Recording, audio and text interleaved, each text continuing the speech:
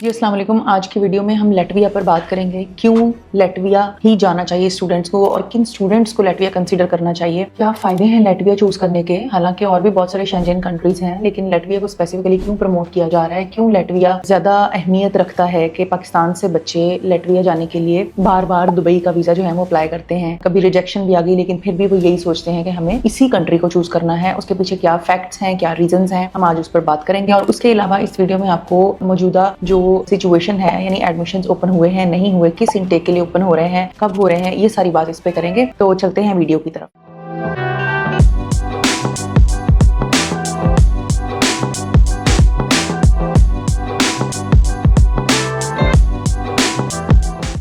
Latvia एक छोटा सा शेंजन कंट्री है, लिथुआनिया के बिल्कुल करीब है, एस्टोनिया के करीब है और एक सेंट्रल पोजीशन है इसकी शेंजन जोन में। बाल्टिक स्टेट्स का ये हिस्सा है और दूसरे यूरोपियन कंट्रीज के साथ इसकी स्ट्रॉन्ग ट्रेड पॉलिसीज हैं, बिजनेस और ट्रैवल कनेक्शंस हैं दूसरे कंट्रीज के साथ। स्टूडेंट्स के लिए इसकी जो लोकेशन है वो ज्यादा हेल्पफुल इसलिए है कि चूंकि इसके बॉर्डर्स और शेंजन कंट्रीज के साथ शेयर हो रहे हैं और स्टूडेंट्स इजिली जो है वो मूव कर सकते हैं दूसरे कंट्रीज में और उनको एक्सपोजर मिलता है, उनको इंटर्नशिप्स के लिए इंटरनेशनल कंपनीज और डिफरेंट अपॉर्चुनिटीज जो है ना वो देखने को मिलती हैं। लैटविया का एक बहुत ही पुरअमन सा और एक बेस्ट लिविंग स्टाइल है जो कि किसी भी इंटरनेशनल स्टूडेंट को बहुत ज्यादा अपील करता है और इतनी ज्यादा वहां पर महंगाई नहीं है। डेली जो है वो एक्सपेंसेस, लिविंग एक्सपेंसेस जो डेली बेसिस पर हैं वो भी कम है, तो ये भी एक अपीलिंग फैक्ट है कि स्टूडेंट्स लैटविया को कंसीडर करते हैं। क्वालिटी ऑफ एजुकेशन बहुत अच्छी है। यहाँ की जितनी भी यूनिवर्सिटीज हैं, रिगा में जो यूनिवर्सिटीज हैं, यानी रिगा इसका कैपिटल है, तो वहां पर मौजूद जितनी भी यूनिवर्सिटीज हैं, वेराइटी ऑफ सब्जेक्ट्स जो है वो ऑफर करती हैं। कंप्यूटर के, बैचलर्स के, बायो के, मैनेजमेंट के, बहुत सारे वेराइटी ऑफ सब्जेक्ट्स ऑफर करते हैं।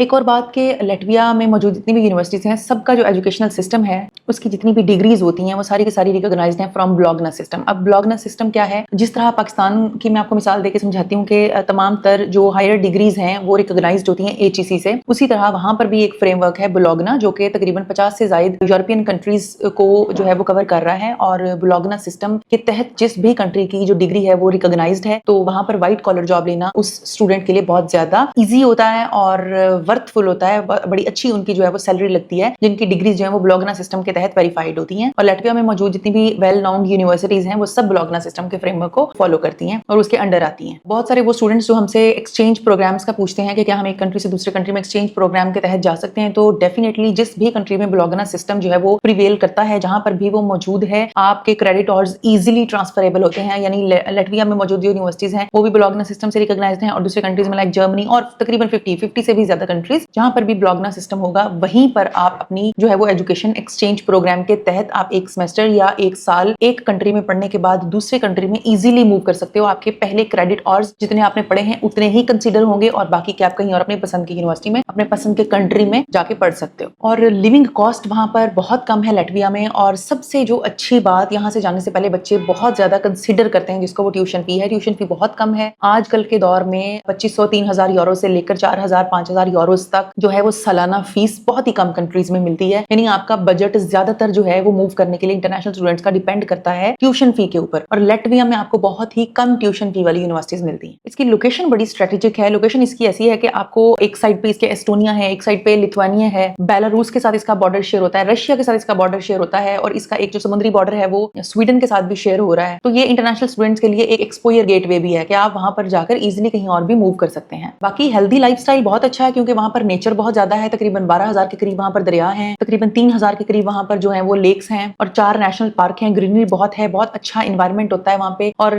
ऑब्वियसली यहाँ पर आपको गर्दो गुबार देखने को कम मिलता है, नीट एंड क्लीन इन्वायरमेंट है, ग्रीनरी ज्यादा है, तो जाहिर सी बात है वहां पर हेल्दी लिविंग स्टाइल होगा वहां के रहने वाले लोगों का। लैंडस्केप उसका जो है वो बड़ा कंसिडरेबल है। कल्चर अगर हम देखें तो लैटविया में कल्चरल डाइवर्सिटी है। वहां पर हर आने वाले डिफरेंट कल्चर के लोग होते हैं, उनको बड़ा अच्छे तरीके से वेलकम किया जाता है। कोई भी वहां पर रेसिज्म नहीं है, एक अच्छा वेलकमिंग इन्वायरमेंट है और मल्टी कल्चरल इन्वायरमेंट है लैटविया के अंदर। और उसके बाद है जी इसकी फास्ट ग्रोइंग इकोनॉमी है। यानी आप यूरोप के इसको उन कंट्रीज में कंसीडर कर सकते हैं जो बहुत तेजी से ग्रो कर रहे हैं, जिनकी इकोनॉमी बहुत ही तेजी से ग्रो हो रही है, जो यूरोपियन यूनियन का तो हिस्सा है ही, नेटो का भी हिस्सा है और यूनाइटेड नेशंस का भी हिस्सा है। जिसकी वजह से स्टूडेंट्स को इंटरनेशनल क्रेडिबिलिटी और फ्यूचर करियर एडवांटेजेस बहुत ज्यादा मिलते हैं। हिस्ट्री इसकी अगर हम देखें तो बड़ी रिच है, आर्किटेक्चर इसके अंदर बहुत जबरदस्त है और उसके अलावा यहाँ पर जिस तरह पाकिस्तान में 4 सीजन होते हैं उसी तरह वहाँ का क्लाइमेट भी है कि वहाँ पर भी 4 सीजन ही हैं और लेकिन सर्दी है तो बहुत ज्यादा सर्दी है, गर्मी इतनी ज्यादा वहाँ पर नहीं होती, लेकिन 4 सीजन का ये मिक्स है और यहाँ पर चारों सीजन प्रिवेल करते हैं। अब हम देख लेते हैं कि जी फरवरी इनटेक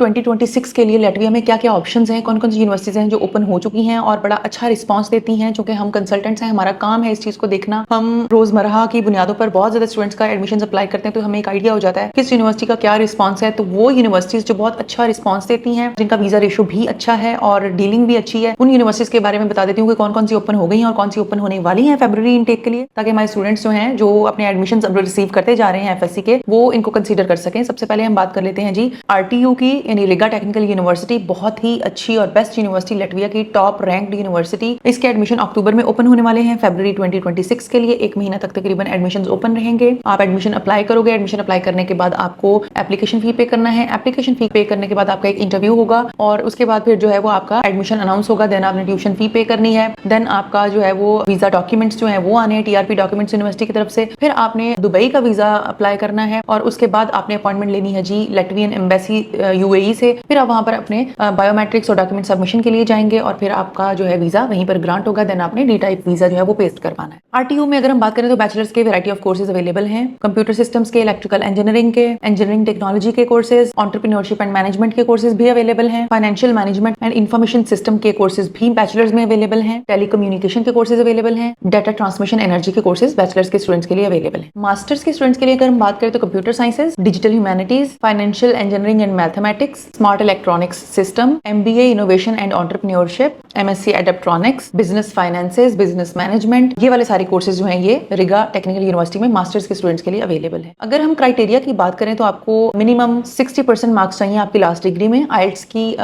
जो है वो कंपलसरी होना जरूरी नहीं है। आइल्स आप एमओआई की बेसिस पर भी एडमिशंस ले सकते हो। सब्जेक्ट रेलिवेंसी देखनी बहुत जरूरी है। एप्लीकेशन फी इसकी 150 यूरोज होगी और एक एवरेज ट्यूशन फी जो है वो मैं आपको बता देती हूँ, तकरीबन 3000 से लेकर 5000 यूरोज तक। इन तमाम जो सब्जेक्ट्स मैंने अभी बताए हैं उनमें से एक फी रेंज है जी 3000 से लेकर 5000 यूरोज तक आपकी ट्यूशन फी होगी सालाना। दूसरा इंस्टीट्यूट जिसका बहुत ही अच्छा जो है वो रिस्पांस रेट है आरएआई, रिगा एरोनॉटिकल इंस्टीट्यूट, ये भी रिगा में अवेलेबल है। बैचलर में इसके कोर्सेज अगर हम देखें तो air transport and management operations ये कोर्स अवेलेबल है, एयरक्राफ्ट टेक्निकल मेंटेनेंस के कोर्सेज अवेलेबल हैं, इंटरनेशनल ट्रांसपोर्ट के कोर्सेज अवेलेबल हैं, एंटरप्रेन्योरशिप एंड मैनेजमेंट के कोर्सेज अवेलेबल हैं, इंटरनेशनल ट्रांसपोर्ट लॉजिस्टिक्स के कोर्सेज बैचलर्स के स्टूडेंट्स के लिए अवेलेबल हैं। मास्टर्स के स्टूडेंट्स के लिए अगर बात करें तो transport system management, business management of international transport, यहाँ पर एडमिशन लेने के लिए आपके पास कम से कम 55% मार्क्स होने चाहिए आपकी लास्ट डिग्री में। इंटरव्यू नहीं होगा, फीस भी बहुत कम है, तकरीबन 2800 से लेकर 3800 यूरोज तक। और आरएआई में एडमिशंस ओपन हो चुके हैं। इस टाइम आरएआई में एडमिशंस ओपन है, इलेक्ट्रॉनिक एप्लीकेशंस वो ले रहे हैं। प्रोसेस यहाँ पर भी एडमिशन लेने का सेम है, ये भी महीना 1.5 महीना तक खुला रहेगा। उसके बाद ये इंस्टीट्यूट भी एडमिशन क्लोज कर देगा फरवरी इनटेक के लिए। देन है जी इका कॉलेज EKA, ये भी अक्टूबर में ओपन होने जा रहा है फरवरी इनटेक के लिए। बैचलर्स में मैनेजमेंट के कोर्सेज अवेलेबल हैं, IT के कोर्सेज अवेलेबल हैं, प्रोग्रामिंग के कोर्सेज अवेलेबल हैं, मार्केटिंग के कोर्सेज अवेलेबल हैं, बिजनेस एंड इकोनॉमिक्स के कोर्सेज अवेलेबल हैं। मास्टर्स में देखें तो बिजनेस एडमिनिस्ट्रेशन के कोर्सेज अवेलेबल हैं, कल्चरल प्रोजेक्ट मैनेजमेंट के कोर्सेज अवेलेबल हैं, सर्कुलर इकोनॉमी के कोर्सेज अवेलेबल हैं। एप्लीकेशन फी यहाँ पर 200 यूरोज होगी। ट्यूशन फी भी वेरी करती है, 3000, 3200, 4000 यूरोज पर ईयर तक। बैचलर्स के स्टूडेंट्स के लिए मैथ का टेस्ट होगा और इंटरव्यू भी होगा और मास्टर्स के स्टूडेंट के लिए जस्ट इंटरव्यू होगा। आइल्स की जरूरत नहीं है, आपका एमओआई बेस एडमिशन भी हो सकता है। देन है जी रिगा मैनेजमेंट कॉलेज, बहुत अच्छा इंस्टीट्यूट। यहाँ पर भी पाकिस्तानी स्टूडेंट्स को, हमारे अपने स्टूडेंट्स को और बहुत सारे स्टूडेंट्स को वीजाज भी मिले हैं और एडमिशंस भी मिले हैं। यहाँ पर ज्यादातर बैचलर्स के कोर्सेज ही अवेलेबल है, मास्टर अवेलेबल नहीं है इंटरनेशनल स्टूडेंट्स के लिए। टूरिज्म के कोर्सेज हैं, ये भी बहुत अच्छी डिग्री होती है। जितने भी बच्चे इंटरनेशनल स्टूडेंट्स एडमिशन के लिए जाते हैं उनको टूरिज्म के कोर्सेज में ज्यादातर एडमिशन देखने को मिलता है कि बहुत सारे बच्चे टूरिज्म में एडमिशन लेते हैं। यहाँ पर जो एप्लीकेशन फी है वो तकरीबन 300 यूरोज है और ट्यूशन फी 2500 से लेकर 3000 यूरोज तक सालाना होगी। उन बच्चों को क्लियर करती जाऊं जो इस टेंशन में है कि हमें यूएई का वीजा मिलेगा या नहीं मिलेगा, तो ऑब्वियसली यूएई का वीजा मिलेगा। जैसे जैसे सिचुएशन चेंज होती है हम आपको गाइड करते रहते हैं। हमारी इस अपडेट के अकॉर्डिंगली जाहिर सी बात है फीमेल को वीजाज तो मिल ही रहे थे यूएई के और फैमिलीज को भी मिल रहे थे, लेकिन अब जो 18 ईयर से ऊपर मेल कैंडिडेट्स हैं उनको भी वीजाज मिलना स्टार्ट हो गए हैं। आपके पास एक मखसूस बैंक स्टेटमेंट होनी चाहिए, आपके पास डॉक्यूमेंटेशन होनी चाहिए जो कि ऑब्वियसली आपको यूनिवर्सिटी की तरफ से मिल जाएगी कि आप किस काम के लिए यूएई जा रहे हैं और जिस काम के लिए आप जा रहे हैं आपको कुछ सिक्योरिटी देना होती है। ठीक है, आपको वीजा आसानी से मिल जाएगा। आप जाके वहां पे अपने बायोमेट्रिक्स दे के और वहाँ पे आप जो है वो इंटरव्यू दे के अपना पूरा प्रोसेस करा के वापस आ सकते हो। देन आपको अगेन वहाँ जाना होगा, आप अपना डी टाइप वीजा पेस्ट कराएं, पेस्ट करा के वहाँ से फिर आप आगे फ्लाई कर जाएं। और अगर आप वन गो में जाना चाहते हैं पाकिस्तान से एक ही दफा में अल्लाह हाफिज करके और आप जा रहे हैं जी अपने बायोमेट्रिक्स के लिए, तो आप जाइए 5 दिन वाला डिसीजन बुक कराइए। जैसे ही आपको डिसीजन मिलता है उसके फौरन बाद आप अपने पासपोर्ट पे वीजा स्टिकर करवाइए और देन आप वहीं से आगे फ्लाई कर सकते हैं। Thank you.